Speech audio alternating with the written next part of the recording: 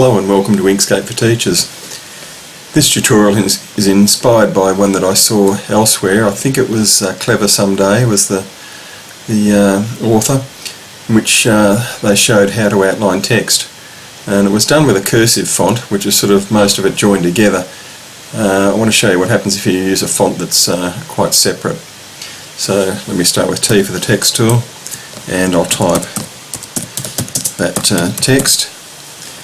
I might change it to bold, select tool, and I'll actually drag it out to a slightly different shape, maybe a bit higher.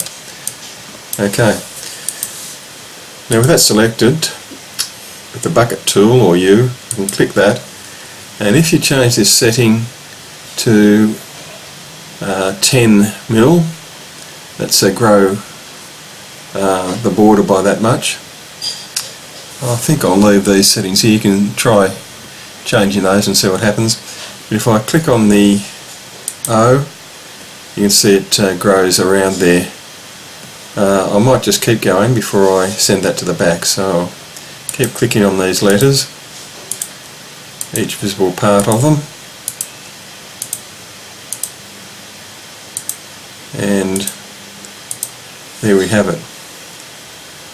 Now if I select all of those and move it, it moves the bit behind as well, which is a bit silly of me. I should have selected the text first, but look, it doesn't matter, I can send all this to the back.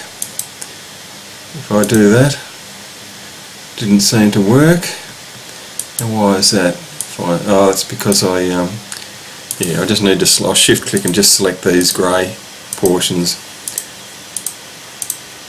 I should have perhaps grouped it and then I could have just done it in one hit, but anyway.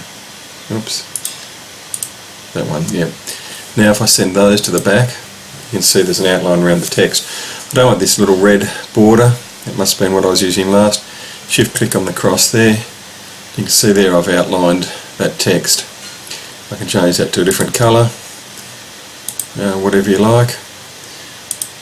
Maybe something like that.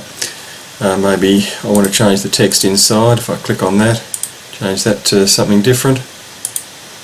Oh, let's just go with yellow.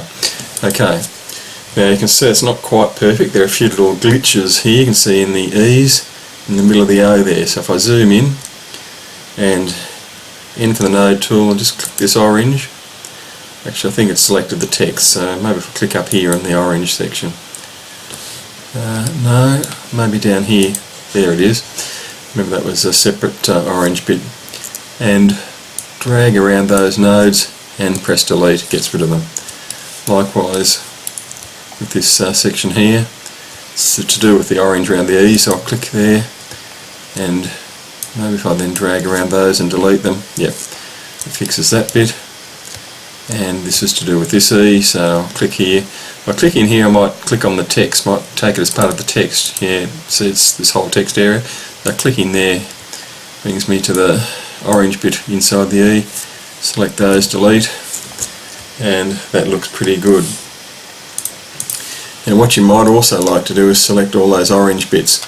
Now again I should have grouped things, but let's just click on the text and shift arrow is one way of moving. I wonder if control arrow works now. Shift arrow, or you can just drag it down. And let's see these are separate. What I might do is drag a marquee around it all, control shift plus to union those, make them one object. Okay, now if I just centre these up, perhaps drag around both, align and distribute, centre them up there. Yep, that's pretty good.